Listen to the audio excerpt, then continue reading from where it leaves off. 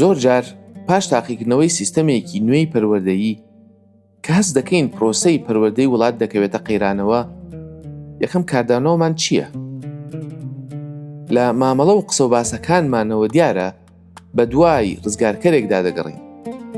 ئاماژە بە ئەزموونی فڵانە سەرکردە و وەزیر دەکەین، یان پێمان وایە بڕیار بەدەست و سەرپەرشتیاری نوێی خاوەن کاریزمادا بمەزرێنین کە پلانێکی تۆکمەی 3-4 ساڵەی بۆ گۆڕانکاری پێبێت. بە دوای لێشاوێک لە بڕیار و ڕێنماییدا دەگەڕین، یان خولیای بەدەستهێنانی نوێترین تەکنۆلۆژی سەردەمیانە دەبین. باوەڕمان وایە ئەگەر ئایپادێک بخینە دەستی هەموو خوێنکارێکەوە، لە بری تەختەڕەش شاشەیەکی زیرەک لە پۆلەکاندا هەڵبواسین و نوێترین کتێبی خوێندن و زمانی ئینگلیزی بەکار ببەین، ئەوە هیوای ڕوودانی موعجیزەکەمان لا بەهێزتر دەبێت. ئێمە وا مامەڵە لەگەڵ داڕمانی پەروەردەی و کۆمەڵایەتیدا دەکەین وەک ئەوەی کێشەیەکی تەکنیکی بێت و بە ڕیستارتێک یان گۆڕینی کەسە سەرێکیەکان چارەسەر بکرێت. تۆ بڵێیت ئەم خولیانە بڕاوەمان بۆ چارەسەری خێرا و سەرکردەی خاوەن کاریزما ڕێک ئەو هۆکارە نەبێت کە وا دەکات چاکسازیەکانمان بەردەوام شکست بهێنن؟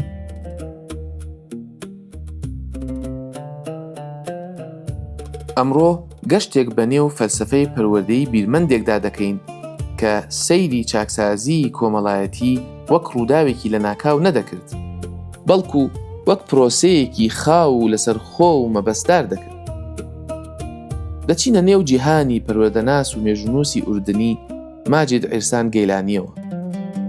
ئەو بوێری ئەوەی هەبوو سەیری هەندێک لە گەورەترین سەرکەوتنە مێژووی و سیاسەکانی مێژووی مرۆڤاتی بکات و بگاتە ئەو ئەنجامەی کە سەرکەوتنەکان لە گۆڕەپانی جەنگ یان لە هۆڵ و تەلارەکانی دەستەڵاتدا بەدەست نەهاتوون.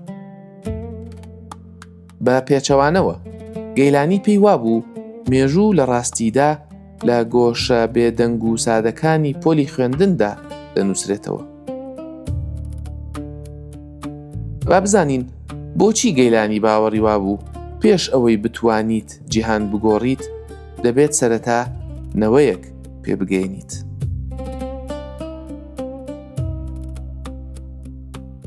هاوڕێیانی خۆشەویست، سڵاوتان لێبێت. لەم زنجیرە دەنگیەدا هەر ئەڵقە و باسێکی کورتی کەسێتیەکی پەروەردەیی دەکەم. ناسینی ئەم کەسێتیە پەروەردەییانە و ناسینەوەی بیر و بنەما پەروەردەییەکانیان دەکرێت خەزێنەی زانین و ئەزموونی پەروەردەییمان دەوڵەمەندتر بکەن. بەو هیوایەی کاتێکی چێژبەخش و ئەزموونێکی مانادار لەگەڵ ئەم زنجیرەیەدا بەسەر ببن. ماجید عیرسان گەیلانی لە ساڵی 1932 لە وڵاتی ئوردن لە دایک بووە. لە قۆناغێکی پڕ لە قەیرانی قوڵدا لە جیهانی عەرەبی و ئیسلامیدا پێگەیشتووە و ژیاوە.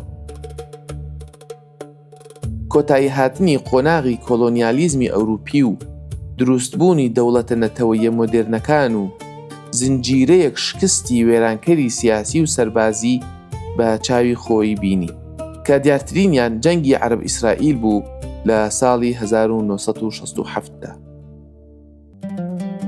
لە کاتێکدا بۆ چارەسەرکردنی ئەم قەیرانانە زۆرێک لە ڕۆشنبیرانی سەردەمەکەی ڕوویان لە سیاسەتی شۆڕژگێڕانە و مارکسیزم یان ناسیۆنالیزمی تند کرد، گەیلانی ڕێگەیەکی جیاوازی گرتەبەر. ئەو ڕووی لە پەروەردە کرد و جەختی لێ کردەوە. مێژوو پەروەردەی لە زانکۆی ئەمریکی لە بەیروت و زانکۆی قاهیرە خوێند و دوجار بڕوانامەی دکتۆرای لە پەروەردە لە زانکۆی پیتسبرگ لە ویلایەتە یەکگرتووەکانی ئەمریکا بە دەستهێنا.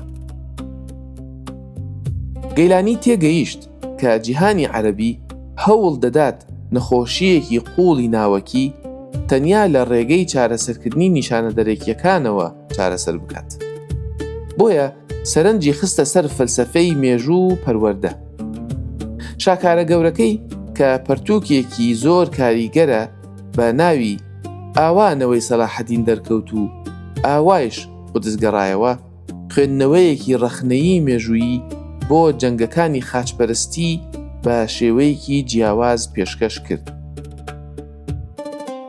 گەیلانی دەیگوت کە سەرکردەی سەربازی بەناوبانگ سەلاحەددینی ئەیوبی بلیمەتێکی لە ناکاو تەنیا نەبوو کە لە ئاسمانەوە بۆ ڕزگارکردنی ناوچەکە کەوت بێتە خوارەوە. لە ڕاستیدا سەلاحەددین تەنیا بەرهەمی کۆتایی و بینراوی ئەو بزاوتە پەروەردەی و ئەخلاقیە گەورەیە بوو کە نزیکەی 50 ساڵ پێشتر لەلایەن مامۆستایان، زانایان و ڕێبەرڕوحیەکانەوە سەرکردایەتی دەکرا. لە لای گەیلانی مامۆستا نەک سەرکردەی سەربازی ئەندازیاری ڕاستەقینەی مێژووە.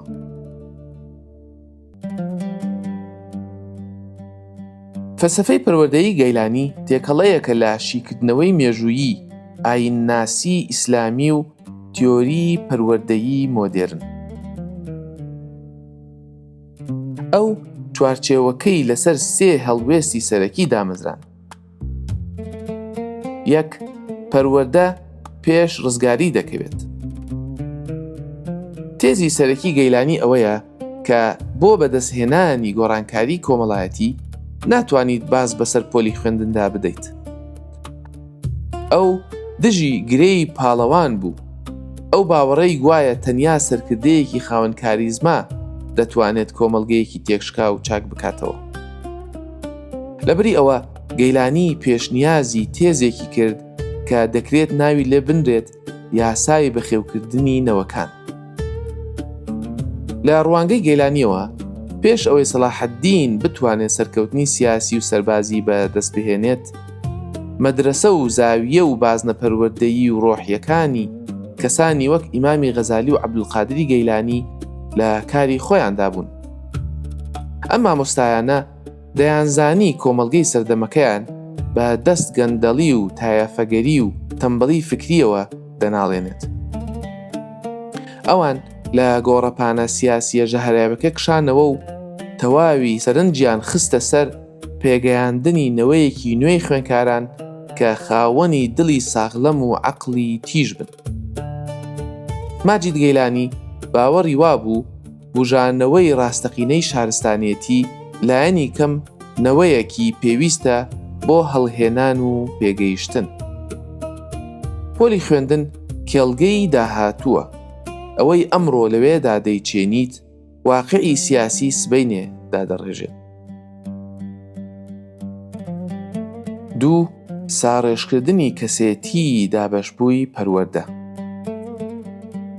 ماجید گەیلانی باوەڕی وابوو پەروەردەی مۆدێرن بە دەست لێکترازانێکی مەترسیدارەوە دەناڵێنێت. ئەو تێبینی کرد قوتابخانەی مۆدێرن مەیلی ئەوەی هەیە 2 جۆر کەسێتی نادروست بەرهەم بهێنێت. لەلایەکەوە پەروەردەیەکی تەواو عەلمانی و مادی هەیە کە تەکنیککار و بیرۆکراتێکی لێهاتوو بەرهەم دەهێنێت، بەڵام بێبەشە لە قیبلەنمای ئەخلاقی یان هەستی بەرپرسیارەتی نیشتیمانی.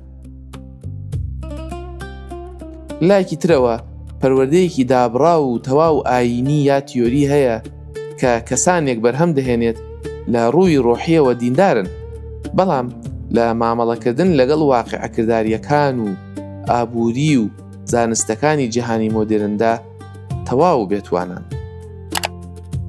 پەروەردەکەی گەیلانی داوای یەکگرتنەوەی عەقڵ و ڕۆحی دەکرد. ئەم یەکگرتنەوەیەش پرۆسەیەکە بە چەمکی ئیسلامی پاکبوونەوە و گەشەکردنی گشتگرەوە تەسکیە دەیبەستەوە.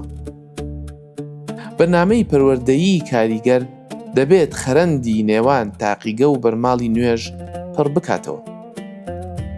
پەروەردە دەبێت خوێنکارێک پێبگەێنێت لە ڕووی تەکنەلۆجی و زانستیەوە باڵا دەست بێت، بەڵام لە هەمان کاتدا لە چوارچێوەی بەرپرسیارەتی ئەخلاقی و خزمەتکردنی مرۆڤایەتیدا بە قوڵی ڕەگیدا کوتی بێت.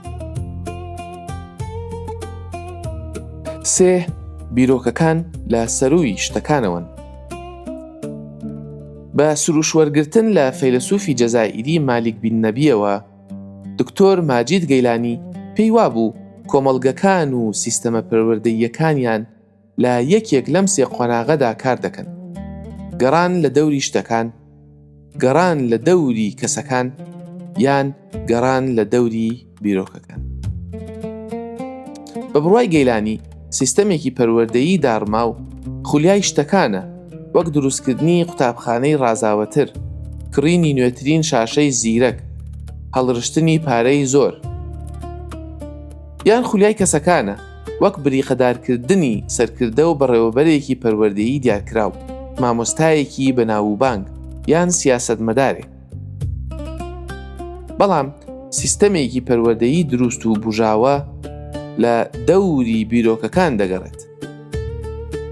گەیلانی پێی وابوو دەبێت پەروەردە پێشینەیی بدات بە چاندنی بیرۆکەی قوڵ و بزوێنەر. کاتێک خوێنکارێک لەلایەن بیرۆکەیەکی بەهێزەوە وەک هەستکردن بە ئامانجی مەزن و دادپەروەری و حەقیقەت پاڵنەری بۆ دروست دەبێت، دەتوانێت لە ژوورێکی قوڕیشدا و بەبێ تەکنەلۆجی فێر ببێت. بەڵام ئەگەر جیهانی بیرۆکەکان مایەپووچ بێت، هیچ بڕەپارەیەک یان شتێکی بریقەدار ناتوانێت مرۆڤێکی پەروەردەکرا و بەرهەم بهێنێت.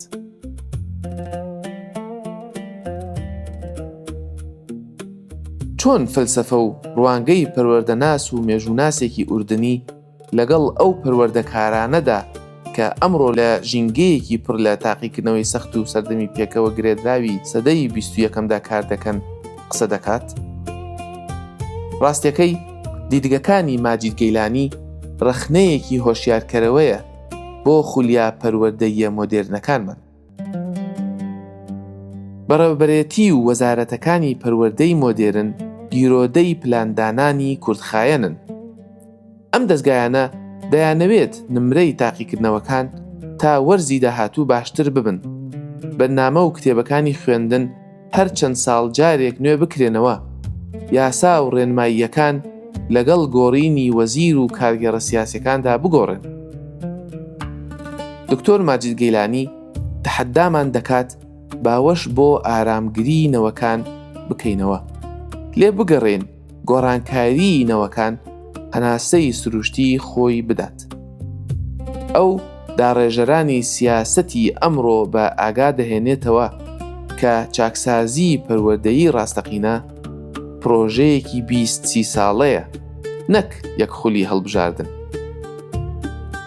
ئەگەر بمانەوێت کێشەکانی پێوەست بە سیستەمەوە وەک نادادپەروەری یا بێباکی کۆمەڵایەتی چارەسەر بکەین، دەبێت واز بێنین لەوەی لە هەر خولێکی ئیداری و سیاسیدا، لە هەر وەرزێکی خوێندن و بەڕێوەبردندا درەختی کارەکان هەڵکەنین، تەنیا بۆ ئەوەی بزانین ئایا ڕێگەکانی گەشە دەکەن یان نا. ئێمە لە سەردەمی شتەکاندا دەژین. پارەیەکی یەکجار زۆر لە کڕینی ئامێری تەکنۆلۆژی نوێ و ئاپەکانی ژیری دەستکرد و پلاتفۆرمە ئەلکترۆنیەکانی فێربووندا خرج دەکەین، لە کاتێکدا زۆر جار بودجەی وانەکانی هونەر و وەرزش و زانستە مرۆییەکان و پۆستەکانی ڕاوێژکاری دەرونی و کۆمەڵایەتی کەم دەکەینەوە. ئەو پلەبەندیەی گەیلانی پێشکەشی دەکات کە بیرۆکەکان لە سەرووی کەسەکانەوەن، کەسەکانیش لە سەرووی شتەکانەوەن، زەنگێکی ڕوونی بەخۆهاتنەوەیە بە ڕووی واقعدا. ئەو تەحەدای پەروەردەکارانی مۆدێرن دەکات تا بپرسن ئایا ئێمە تەکنەلۆجی بەکاردەهێنین بۆ خزمەتکردنی بیرۆکەیەکی قوڵ کە کەسێتی بنیاد بنێت، یان ڕێگەمان داوە شتەکان خۆیان ببنە مەبەست و ئامانجی پەروەردەکە. شاشەیەک ناتوانێت منداڵ فێری بوێری، هاوسۆزی یان خۆڕاگری بکات. تەنیا پەروەردەیەک کە ڕەگی لە بیرۆکە تۆکمە و بە پیتەکاندا داکوتابێت دەتوانێت ئەوە بکات.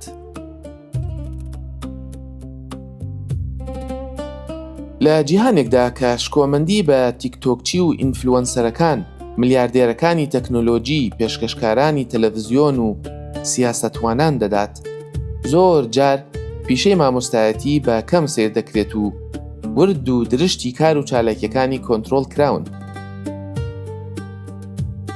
دکتۆر ماجید گەیلانی مامۆستا بۆ چەقی ڕەهای بەرەو پێشچوونی شارستانێتی دەگەڕێنێتەوە.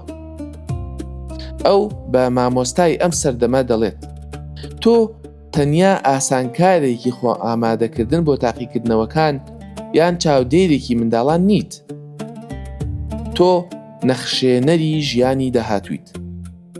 ئەو گفتوگۆ بێدەنگانەی ئەمڕۆ لەگەڵ خوێندکارێکی بە پاشکەوتوودا دەیانکەیت، ئەو خشت و بەردانن کە کۆمەڵگەی سێدەیەی داهاتووی لێ دروست دەبێت.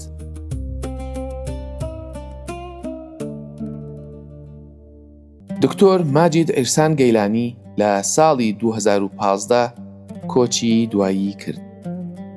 بەڵام دیدگەکەی وەک دژە ژەهر و ماکێکی بەهێز دەمێنێتەوە بۆ ئەو شەکەتی و ڕەشبینیەی بەرۆکی بەشێکی زۆری پەروەردەی مۆدرنیان گرتووە. ئەو ئاوڕی لە تاریکترین ساتەکانی مێژووی ئەم ناوچەیەدایەوە و سەرچاوەیەکی قوڵی هیوای دۆزیەوە. کۆمەلگە هەرچەندە تێکشکاویش بێت، دەتوانرێت لە نووکەوە بنیاد بنرێتەوە، ئەویش تەنیا لە یەک مامۆستا و یەک خوێندکارەوە.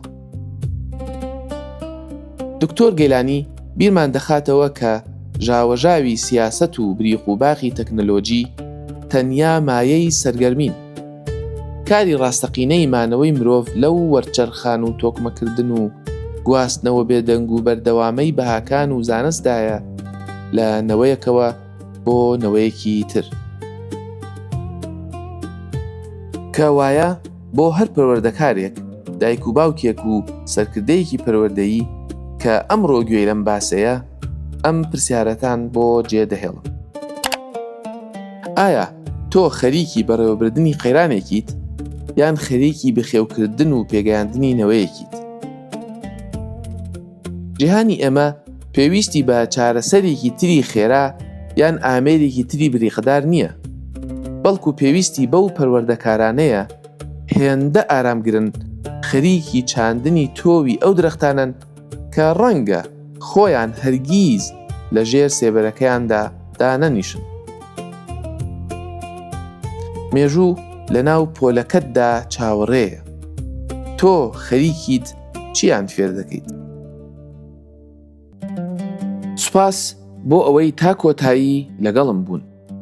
تا ناسینی بیرمەندێکی مەزنی دیکە بەردەوام بن لە گەڕان، بەردەوام بن لە فێربوون، بەردەوام بن لە گەشەکردن.